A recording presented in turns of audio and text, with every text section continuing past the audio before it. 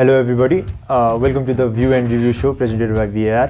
अनि आज हामी ग्रुप डी को फर्स्ट गेम को प्रिभ्यू गर्न आँट्दैछौँ Denmark versus Tunisia. Denmark is धेरै फ्यान्सहरूलाई डेनमार्क डार्क हर्स लाग्छ र त्यो मलाई पनि म पनि एउटा हो.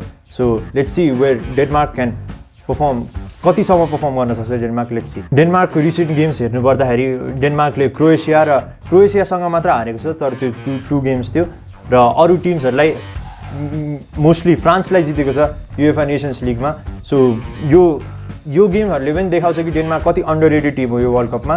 डेनमार्कका धेरै प्लेयर्सहरू टप 5 लिग्समा खेलेर धेरै राम्रो खेल्छन् र तर पनि डेनमार्क एकदमै अन्डररेटेड टिम छ. ट्युनिसियाको पनि रेकर्ड हेर्दाखेरि राम्रो छ except this loss against Brazil.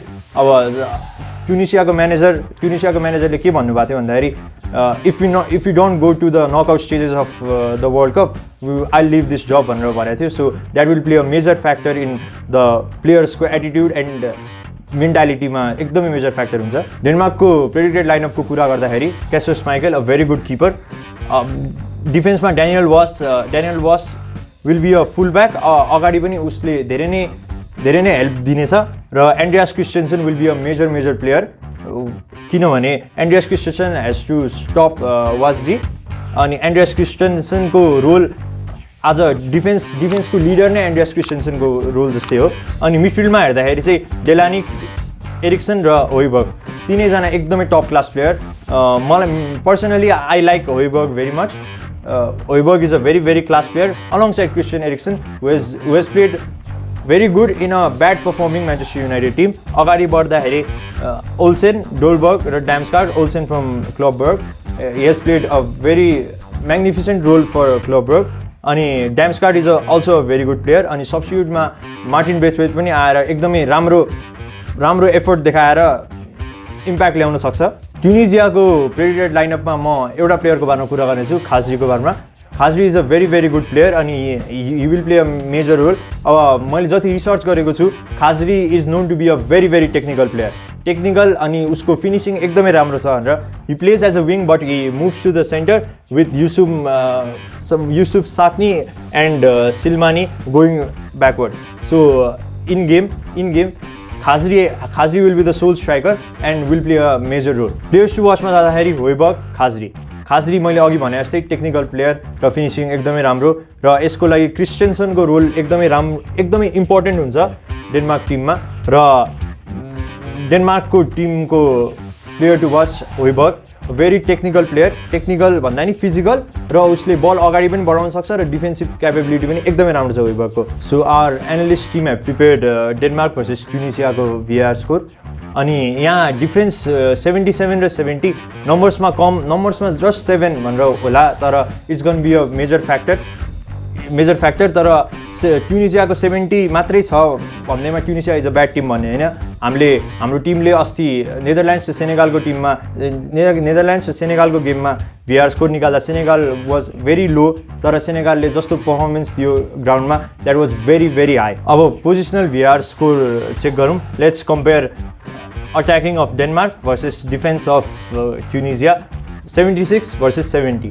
अब 76 versus 70. अब नम्बर्समा खालि 6 लाग्छ, तर अब ट्युनिसियाको डिफेन्सलाई एकदमै नै टेन्सन पर्छ आज अगेन्स्ट डेनमार्कको attack with Damsgaard and Hojbjerg, Eriksen attacking, Olsen attacking and also Braithwaite. Keep an eye out on Braithwaite guys. Is gonna come in and maybe score.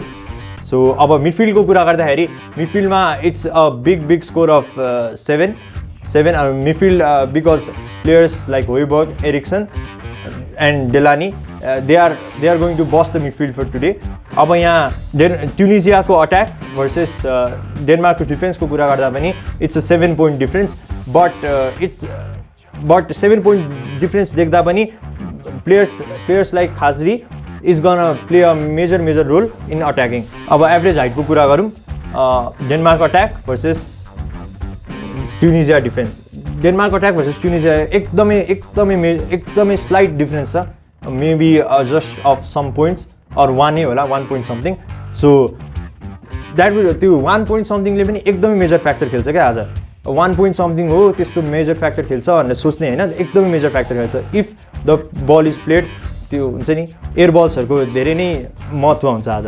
अब ट्युनिजिया अट्याक भर्सेस यो Denmark defence next Tunisia attack versus Denmark defence it is a 3 point difference with डेनमार्कको defence taller than the Tunisian attack.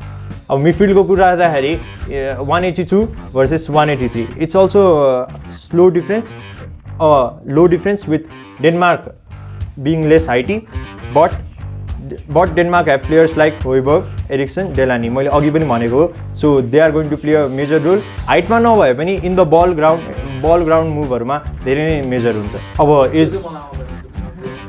अब एजको कुरा गर्दाखेरि the Denmark defence and midfield are very experience like उहाँहरूले पहिला पनि competitive गेम्सहरू खेलेको छ भने अट्याकको कुरा गर्दाखेरि Denmark's attack is pretty new and they are fresh so let's see what they can do.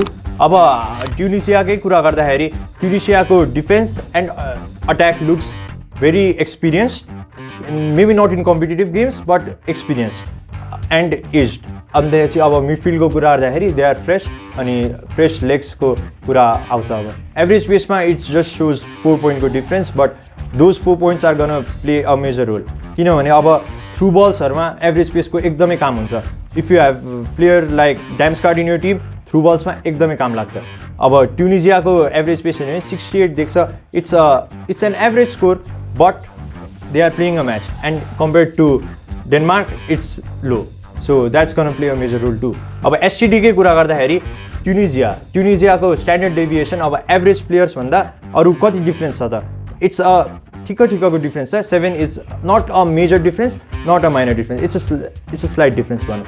डेनमार्कमा चाहिँ अब difference is very high because they have अघि हामीले कुरा गर्दाखेरि डेनमार्कको एजको कुरा गऱ्यौँ नि. अब त्यो एजमा धेरै भएको प्लेयर्सहरू will get slow by age. Average सुटिङको कुरा गर्दाखेरि of course Denmark have better players and experienced players so they have a better shooting than compared to Tunisia. र standard deviation पनि डेनमार्कको better छ than compared to Tunisia. Average passing when you have players like Højbjerg in your team average passing is obviously upper than the opponent.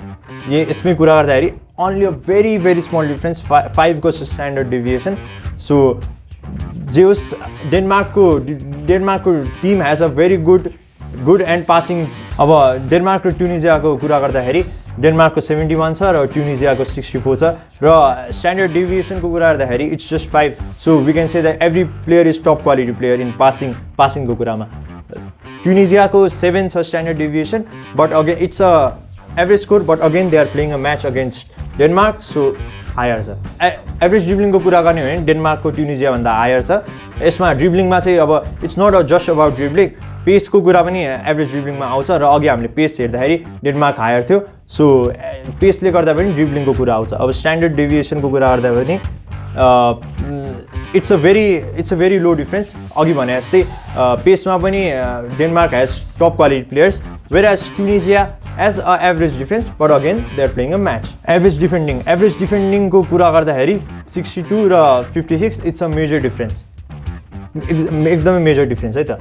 अब डेनमार्कको डिफेन्समा छ players like Christiansen भने ट्युनिजिया doesn't have हुन्छ नि experience player who can stop the Denmark attack जस्तो लाग्छ. अब standard deviation in defending we can not go behind the standard deviation किनभने defending भनेको चाहिँ अब it's about midfield and defence. अब not all the attackers are very good in defending. त्यो कुराले अगाडि बढ्नु चाहिँ it looks a major difference but not all attackers are good defenders. Average फिजिकलिटीमा पर्छ स्ट्रेन्थ स्टामिना ब्यालेन्सहरू. सो डेनमार्कको average physicality is 74 whereas ट्युनिजियाको is 68. STD is 8 and 6. So we can say that Denmark will have a physical game र यदि यो game फिजिकलिटीमा depend हुने भयो भने Denmark will take the win. Okay guys, that's it for the preview. For the prediction, I believe that it will be a draw unless it's a physical and fast-paced game. I believe that it will be a draw. So thank you to our collaborators for making this possible and mainly the sponsors. Thank you.